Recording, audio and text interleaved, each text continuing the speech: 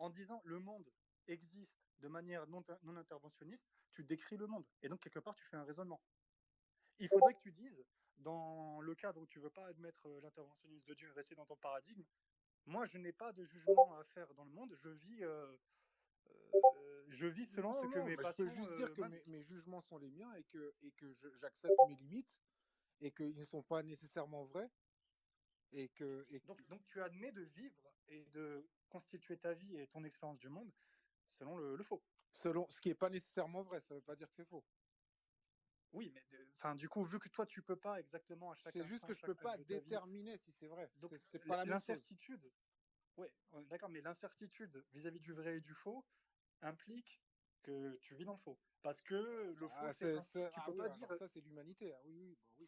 Voilà, Ah, on est d'accord, on est ok, d'accord, on est d'accord. ouais. Donc, moi, si tu veux, à partir de ce postulat-là, si tu veux, je vais laisser Petit Prince te donner une preuve formelle. Et si tu es satisfait, vu que tu as admis que ton modèle en soi, il ne parvient pas à accéder à la vérité, peut-être que le modèle qu'on va te présenter, lui, il va te convaincre. D'accord? Mhm. Ok, Ok, vas-y. ça marche. Ah, mais c'est vrai que ça, c'est une croyance fondamentale, c'est que moi, je crois pas que l'être humain peut accéder à la vérité. Mais tu sais que nous non plus. Hein. Nous, on partage cette croyance avec toi. La seule différence, c'est qu'on admet un postulat supplémentaire. C'est un Dieu interventionniste qui nous permet de raisonner. Ok, Voilà, c'est la seule différence entre toi et nous. Mhm.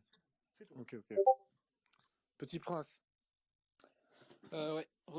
Bah, du coup, là, parce que vous avez parlé de la preuve formelle, je l'avais déjà énoncé. Du coup, là, on était à la partie où toi, tu posais des questions sur la preuve.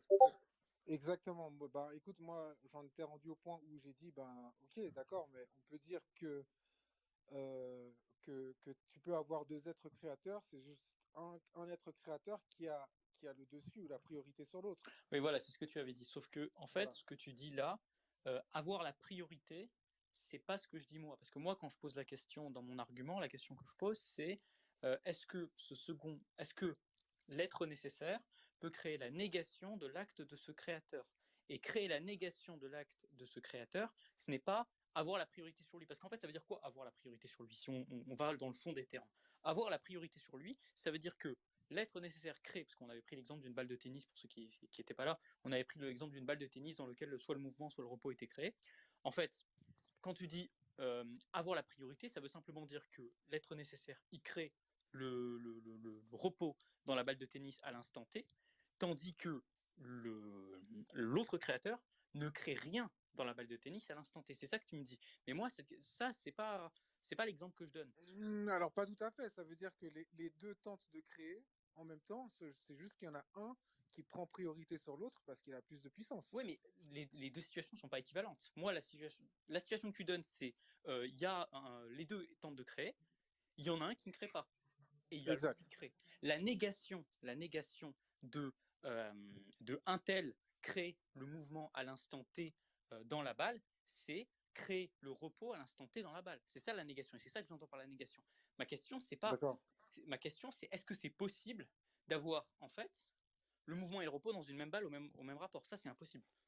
Ça, c'est impossible. Ça, on est On impossible, est c'est d'accord. d'accord. Mais Ouais. donc, si Dieu est incapable de faire ça, bah, on a rétréci son omnipotence. Le seul moyen que tu as pour sortir de cet argument, c'est d'admettre une Ok, omnipotence. alors, Attends, seconde, juste je une finis. chose. Ouais, Le seul vas-y. moyen que tu as pour sortir de l'argument, c'est d'admettre une omnipotence plus restreinte en disant bah, Dieu ne peut pas créer ce type de possible. Alors, ah ouais, bah non, non, c'est parce que c'est qu'il a décidé de ne pas créer ce type de possible. Mais la question, C'est-à-dire c'est que, pas est-ce qu'il a décidé ou pas, c'est est-ce qu'il en est capable. en fait, c'est que nous, on constate à travers les outils qu'on a euh, euh, de, de mesure que c'est pas possible. Physiquement, c'est impossible. Mais au final, Ah, logiquement, c'est impossible, alors, pas juste physiquement.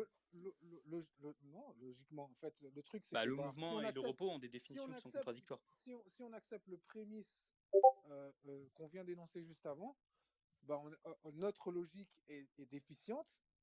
Notre logique peut-être ne peut pas appréhender des choses et peut-être que dans un schéma, dans un autre schéma que Dieu lui seul peut créer, les deux actions sont possibles en même temps. Ah, donc toi, alors là, tu dis autre chose. Tu dis qu'il est possible qu'il y ait l'affirmation et la négation qui subsistent sous le même rapport. Exact. Et Bah, il ça, est c'est. possible. Alors là, tu viens de faire quelque chose d'assez spécial. C'est le principe de Tu viens de rejeter le non-contradiction. principe de non-contradiction. Et ça, c'est. Alors, si tu veux, on peut te montrer toutes les implications de rejeter ce principe-là, mais là, tu peux plus réfléchir, tu peux plus penser, on peut plus. Il y a plus de. Tu peux plus. D'accord. Ok. C'est un, Donc, c'est un des axiomes de la pensée. C'est un des axiomes de la je pensée. vois, C'est en mais gros. le truc, c'est que le problème, c'est que le principe de non-contradiction, il va être lié à une logique humaine. C'est-à-dire que nous, on est si on accepte le prémisse qu'on vient d'énoncer juste avant, c'est-à-dire que Ouais, mais nous, on n'est pas des extraterrestres. Quand non, tu dis, mais ça veut dire que, c'est lié, mais si, c'est lié à une attends, laisse-moi logique juste humaine. finir. Si on dit Ah, que vas-y. Dieu est omnipotent, c'est-à-dire qu'il peut tout faire, Ah non. et Alors, là, il y a une erreur sur ça. C'est pour ça qu'on aurait dû discuter des choses en amont avant de venir à ça. Mais nous, quand on dit l'omnipotence, et quand tu me dis il peut tout faire, nous, on dit qu'il est capable d'avoir action sur tous les possibles. Je précise les musulmans. Et oui, c'est les musulmans. Et une grande partie des Parce que chrétiens, de les toute façon. chrétiens n'ont pas la même définition. Une partie. d'accord, Ouais. d'accord, mais dans le cadre où on admet que notre logique est limitée et qu'on ne peut pas concevoir tous les possibles, on peut admettre qu'il peut créer quelque chose qui nous semble C'est pas impossible. juste une question de conception.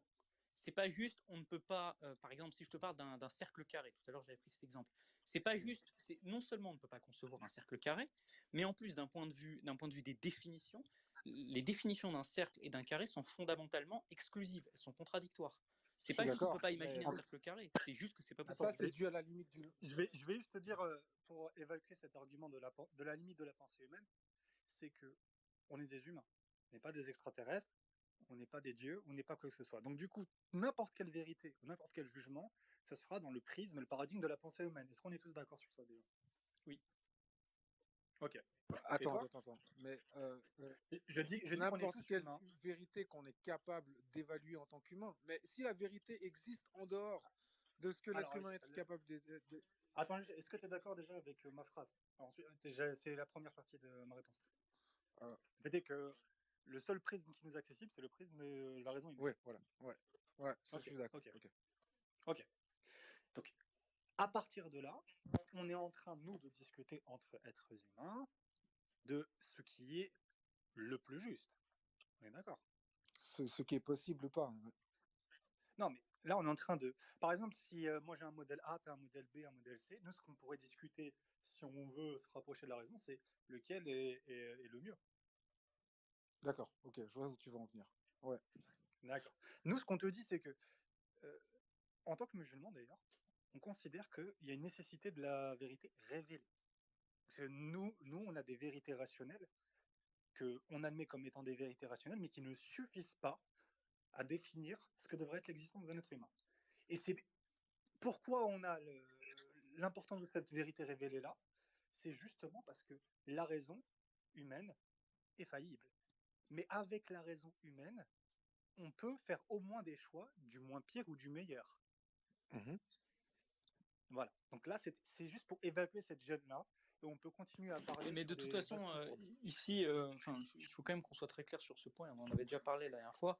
Si tu ne tiens pas le principe de non-contradiction pour valide, tu ne peux pas formuler aucune pensée en fait. Tu peux pas débattre, tu peux pas. D'ailleurs, même quand tous les systèmes de pensée, même quand tu as dit, parce que tu as dit que tu tenais pour acquis le fait que, excuse-moi, c'est-à-dire, tu as dit que tu tenais pour acquis le fait qu'il y avait un dieu, etc., etc. Mais en fait, si tu considères le principe de non-contradiction comme déjà, comment tu sais qu'il y a un dieu? Moi, je dirais la fitra. Ouais, il a le droit. Hein. Il est pas obligé. Ah, tu dirais la fitra. Ouais. Après, il est pas obligé de. Enfin, l'intuition divine. En tout cas, t'es pas obligé de l'articuler rationnellement. Non, mais ok, il n'y a pas de problème, mais même là, c'est problématique. Après, après, moi, je l'identifie plus à un grand architecte. Je constate qu'il y a des règles dans le cosmos et dans l'univers. On est d'accord avec toi. Regarde ce que tu fais ici. Ce que tu fais. Après, moi, j'en déduis que quelqu'un a mis en place ces règles. Ouais, mais là, regarde tout ce que tu fais là. Ouais. Ça, j'ai bien compris, mais tout ce que tu fais là, c'est que de ton intuition, tu déduis des choses, de ton expérience, tu déduis des choses. Tout ce que tu fais, c'est de la déduction, c'est un processus de déduction. En fait, ici, ce que tu es en train de faire, c'est en train d'utiliser la logique. Et inconsciemment, tu es en train d'utiliser le principe de non-contradiction. Implicitement, je peux te montrer en quoi exactement tu l'utilises, mais tu es en train de l'utiliser. Si tu me dis que ce principe n'est pas valide, ou bien qu'il est subjectif et qu'il est juste restreint aux humains, et que tu peux pas faire confiance et ce que tu es en train de dire, tu peux pas faire confiance à ton intuition. tes déductions ne sont pas bien fondées, puisque tes déductions sont tributaires du principe de non-contradiction. Tout ce que tu as dit avant sur le déisme, il n'y a rien qui est fondé. Tout est subjectif, tout est relatif. Ça, j'accepte. Tu peux pas faire une phrase avec un prédicat.